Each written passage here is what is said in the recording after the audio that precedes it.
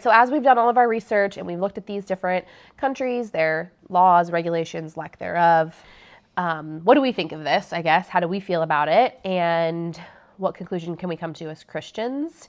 Because I guess our research, we would say we don't necessarily want a lot more laws. We don't want to be more controlled by the government. But what conversations can we have as Christians ahead of time? I think this really just spurred on some interesting conversations between us, because it's not something you think a lot about, but doing all this research really brought it to the front of mind. And like, would we like this? Would we want these kinds of restrictions? Would we want to have to apply to the government to be able to like extend the cryopreservation of our embryos? Those are things that are a little off-putting, and we're like, I don't know if I want any more involvement. Right. But then you see like what Germany is doing, and you're like, well, I can see the value of not having all of these millions of embryos that are just frozen indefinitely, and we have no idea what's going to be done with them.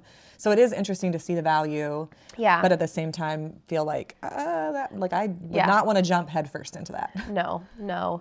I feel like the value of, I mean, if you look at Germany being the most strict, the value of how many you're creating from the beginning is probably the most helpful, because I think about for my scenario, I wish that 10 years ago I would have made less embryos. Yeah. So it's like, feels like that's probably the best starting point for regulation or laws, or just.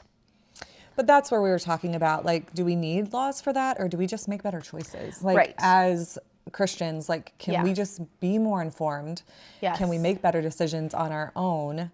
We don't need the government to tell us that we can only make so many embryos. We can just learn and understand that, like, look, there are other options other than, like, let's get as many eggs as we can and fertilize as many as we can and just freeze everything and hope for the best. Right. You know, are there other options out there, and how can we pursue those things in an ethical way and in a way that, again, considers the long-term effects, not just wanting a baby right now.